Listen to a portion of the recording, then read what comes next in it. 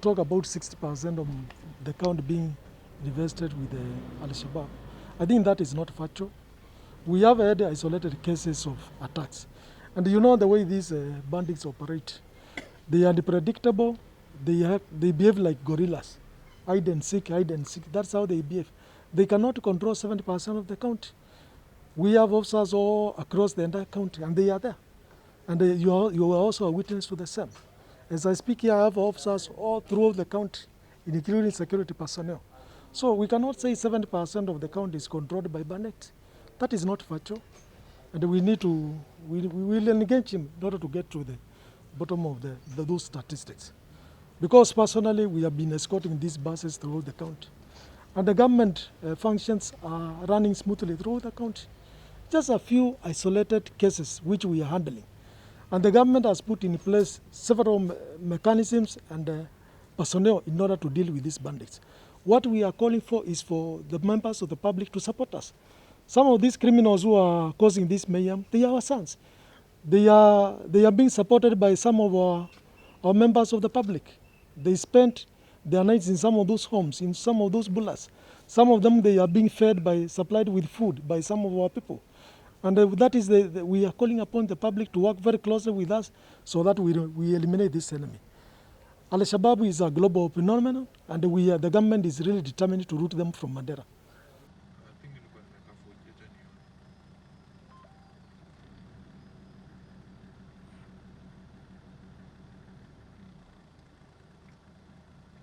Equal age. The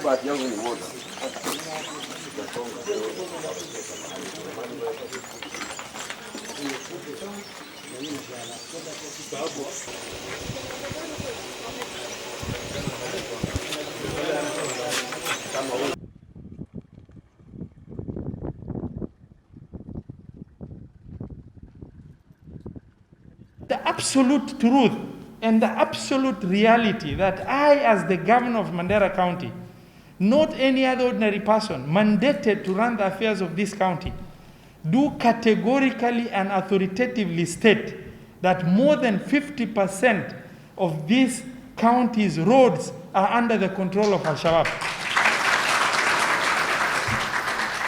Now you can choose to conveniently say it wasn't me, it's not there, and that story is not true. There are isolated cases. Ever since I made that report, we've had 4 incidences of terror attacks. We are discussing areas that Al-Shabaab have never previously accessed. We are talking about, Takaba Ramu Road. We are talking about Wargadud Takaba Road. We are talking about Elwak Takaba Road. We are talking about Takaba Kofole Road. We are talking about Mandera Ramu Road. We are talking about Ramu Banisa Road. We are talking about Banisa Ramu Road. We are talking about interior. We are talking about Ashabito. We are talking about Ola, Guba, Banisa. We are talking about Terkale, Burashum. We are talking about Ditkuro. We are talking about Bolole and Wangaidan. We are talking about Burmayo, areas that Al-Shabaab have never accessed. And the footprints of Al-Shabaab is there. Now you want to choose as a country, as a nation, and as security managers to say the governor is hallucinated. He's just speaking, out of the blue. He just woke up and he started saying, oh, it makes me feel nice. It doesn't make me feel nice. I put my life on the line to discuss Al-Shabaab. But the reality is we have a problem. We have a problem, and the government of Kenya must understand. And I wish, unlike before in 2015, 2013, 2014, I could blame the President of the Republic of Kenya for not supporting us. But that is not the case.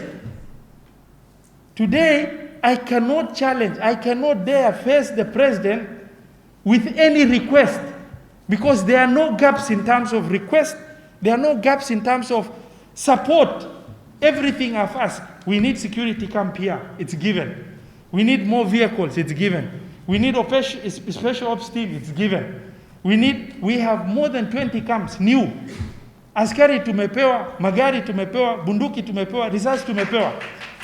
Lakini Al-Shabaab is having unrestricted access into the interior.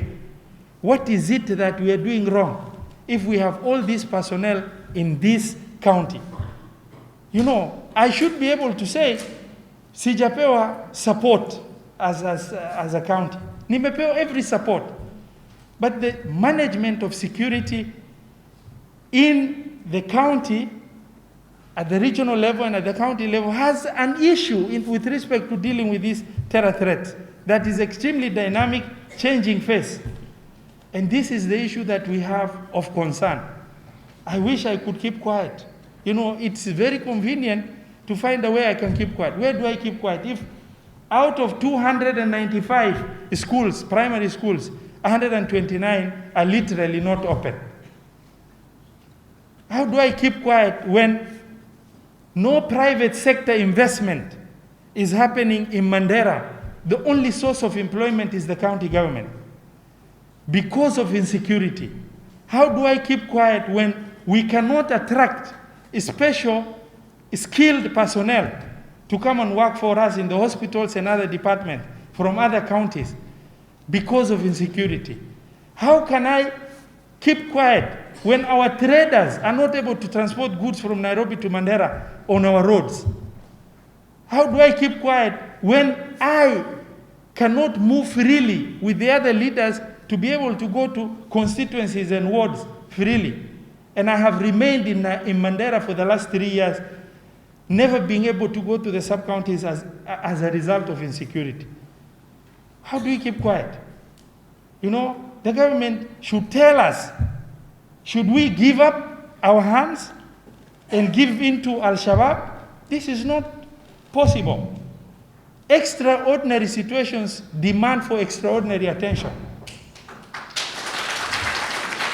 No, we just need to strategically plan to make sure the resources we have of security within the county is optimally utilized to make sure that we deal with the challenge at hand.